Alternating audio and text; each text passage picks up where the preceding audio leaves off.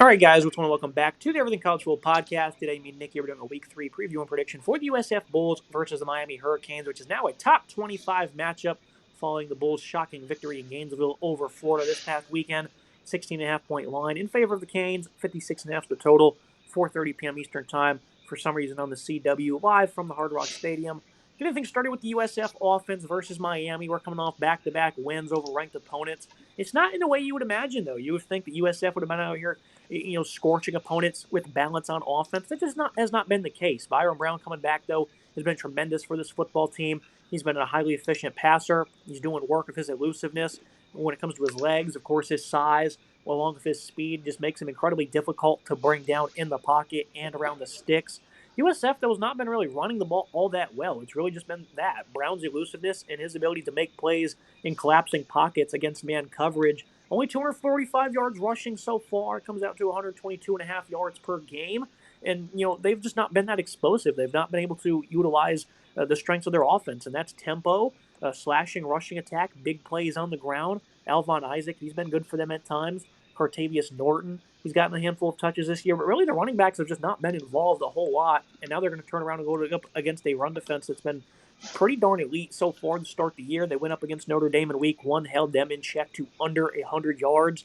They're led by two phenomenal edge rushers, Ruben Bain and Akeem Mesidor. These guys are great against the run. They're phenomenal in creating pressure as well. David Blay, Ahmad Moten, Justin Scott, some standouts on the interior. This is a nasty defensive line for Miami, and when they're playing to their potential, which so far they have, they're incredibly difficult to defend.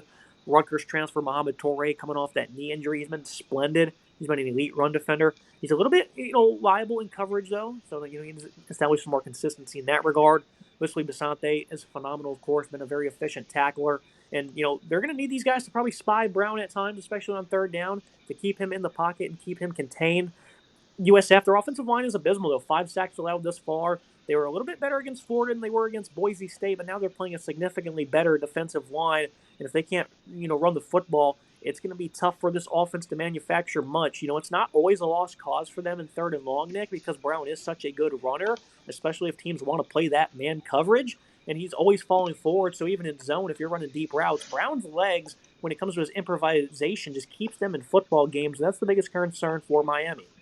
Yeah, the USF offense has been quite interesting so far this season with Brown fully healthy at the helm, 26 points per game, 4.3 yards per attempt on the ground, and 3 rushing touchdowns, about 245 yards total.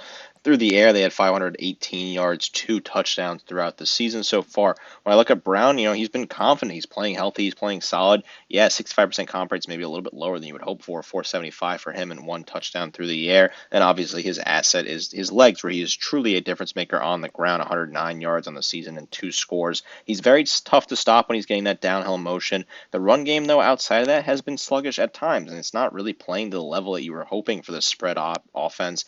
Isaac, he has about 88 yards on the ground. Norton has only 40 yards. Not really getting a whole lot of touches for him. Isaac has no touches in the red zone, really, to speak of so far on the season. The passing attack has been a lot better than I would have imagined. Singleton has been really good for this team, 168 for him and 2 scores, 24 yards per reception on the season is pretty good. Chaz Nimrod's been solid. Isaac has been okay out of the backfield as an additional asset, while Ruben has a couple of catches here and there as well. Cartavius Norton has 1 grab out of the backfield here. This Miami run defense is a really strong unit, so this may not be a path to success for this USF offense. 3 yards per attempt on the ground given up by Miami, 13.5 points per game on the season. They gave up only 1 rushing touchdown on the season.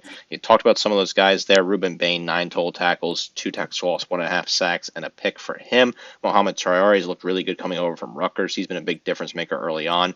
8 total tackles for a linebacker that's getting comfortable and set up in the system. Akeem Mesidor is another absolute beast on the defensive line. 7 total tackles for him, 2 tackles for loss, 1.5 sacks. I've been happy with his progress as well for this defensive line. USF, they know their game plan. They're going to try and run the ball right. They're going to try and hit you with their sort of different sort of trick plays, not necessarily trick plays, but different types of offensive style. That's just tough to play against, right? They play really well against some of these bigger teams because this offensive scheme is so hard to play defense against. We've seen them play well against Alabama. We saw them obviously beat Florida this past weekend. They beat Boise State, who was in the playoff earlier in the season, and absolutely dominated them in that game. The scheme is really tough to scheme against defensively. I think the Miami defensive staff and the coaching and the players overall are really strong. It's could be a potential matchup that would put Miami in a very good position here. But USF's a very tricky team when they're firing on all cylinders. If that rushing attack, besides Brown, gets moving and has a good day, it may be very tough for Miami to avoid getting stunned on national television. Second week in a row for a Florida team to lose to South Florida. A lot of new pieces in the secondary for Miami. Most of them struggled in week one. The two standouts, returnee Damari Brown, he's a guy's been in the program for a couple years, was tremendous. Keontae Scott as well, coming over from Auburn. He's been great out of the slot. The rest of the group's really trying to play catch up in terms of being efficient. And of course, they want to contain a big play receiver in Keyshawn Singleton, who, again, is just an explosive machine. He's been great for them through 2 weeks. But overall for USF, this is an offense that has not been really doing all that much when it comes to running the football. And they've been able to get a handful of explosive plays from their quarterback and, of course, Singleton. That's really just put them ahead. The offensive line, I think, is at a big disadvantage in this one. Moving to the other side of things, the Hurricane offense against that Bulls defense. The Hurricane offense, with the addition of Carson Beck, looked quite sharp in week one. They got a little conservative there and almost blew that game like they always do. But Beck was very good. He was efficient, taking advantage of man coverage. He was finding and establishing rapport with receivers. Malachi Toney, who's a freshman, and C.J. Daniels, who had that elite catch, of course, against the Irish. Toney, he's been a machine so far to the slot. His versatility's been really paying off. 6 receptions in both games, 80-plus yards as well. This guy is becoming one of the better players in college football already as the Canes' leading receiver. Those two are going to get a lot of targets, of course.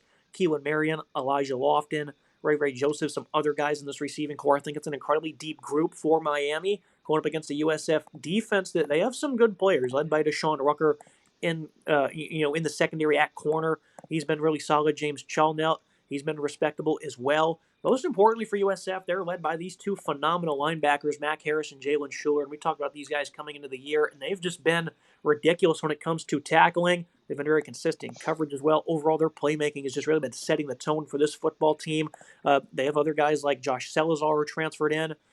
Overall, the tackling, though, from this defensive line has been very poor, very inconsistent. They've not really had any standouts, and so far it's just been a collective group, mainly because of those linebackers of why they've been so good against the run. They're going to turn around and face a very physical rushing attack from Miami. Of course, they're led by an elite offensive line who's got a lot of size, a lot of power, that were really establishing dominance against Notre Dame.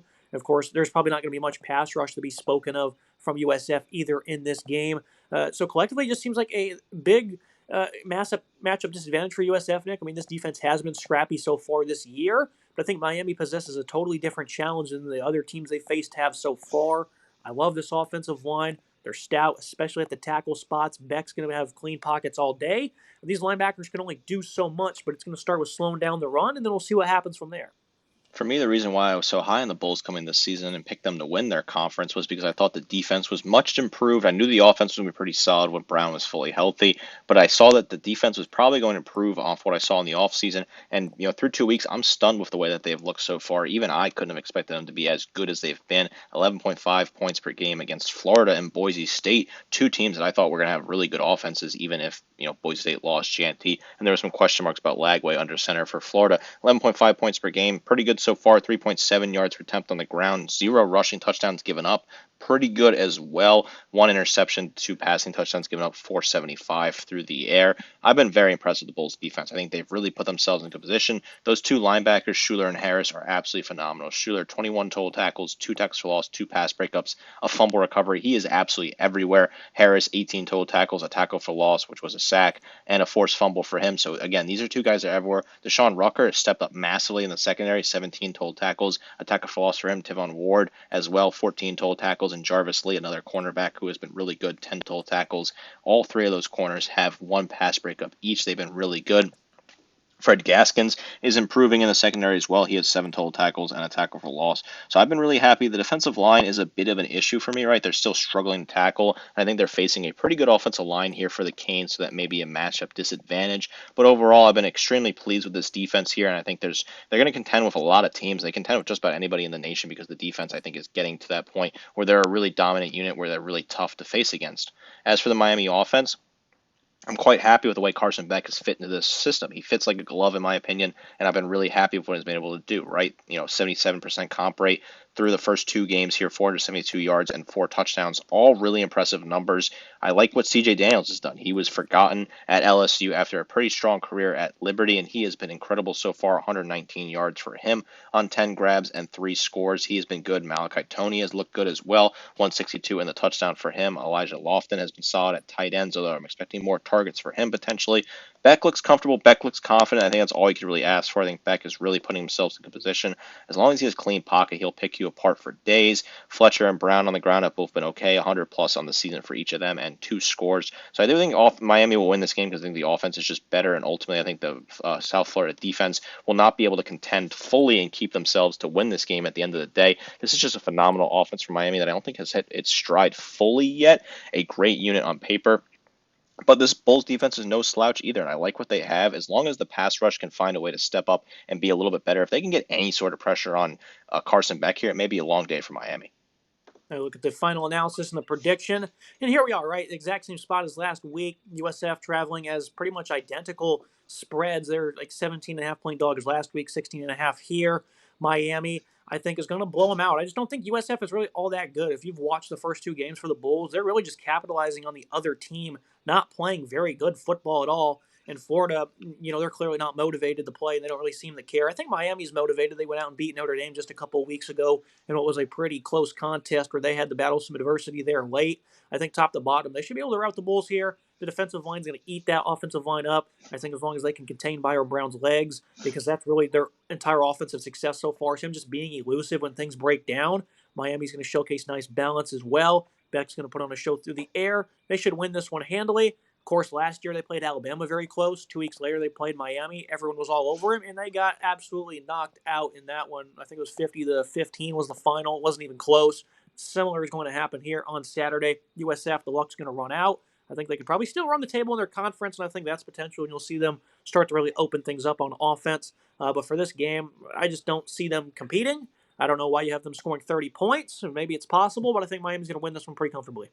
While I certainly agree that this Miami team is a lot different than the two foes they've beaten in their first 2 weeks in Boise State and Florida, I still think until I've proven otherwise that this USF team can hang out with anyone. Until they prove me wrong, I'm going to keep picking them to cover these lofty spreads because I think they can hang with anybody. I love what they have on the defense. I think they've stepped up. Alex Golish is a phenomenal coach who will take a great job soon, if not this offseason.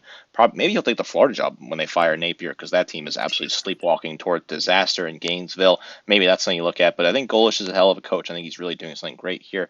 Byron Brown, I think he'll have a solid day here. They'll keep this team in it. I think eventually they end up losing this one. I think they're going to have them losing by 11. I wouldn't be surprised. It's a little bit wider. I think it'll be a close game for the first 3 quarters, but Miami will pull away at the end and get the job done and get themselves a key win here. But I love what this USF team can do. This is much-watched television on the CW, probably the best game ever on the CW. I mean, I can't think of a better matchup for that television channel's short history of broadcasting college football. This is a great top 25 matchup, though. The South Florida team has the same sort of vibes and energy that team in 2007 that was so magical had back in the old Big East days. I love the coaching. I love the players across the board. I'm going to ride the wave here. I think this is a team that's really fun, and then they contend here. Yes, I think this offense for Miami will have a great day. Have them put up 41 points, but I think the defense will have a little bit of a weaker day than they're expected. I think Brown will have a solid day on the ground, and the rushing attack for South Florida will be a little bit better than it's been in the first 2 weeks, giving the Bulls the chance to cover this spread and be competitive in this game on the road. I think Miami gets the job done at the end, but I'm going to take the Bulls to cover, and I feel pretty decent about that after I felt pretty decent last week. I picked them to cover last week against Florida, and some people laughed at me for that, but ultimately they ended up winning that game outright, so I feel pretty vindicated. I never would have expected that, but they got the job done. I'm going to ride the wave of South Florida here. I'll take them to cover. I like that plus 16.5. I'll take that any day of the week. Make sure you like, comment, subscribe. See you next time.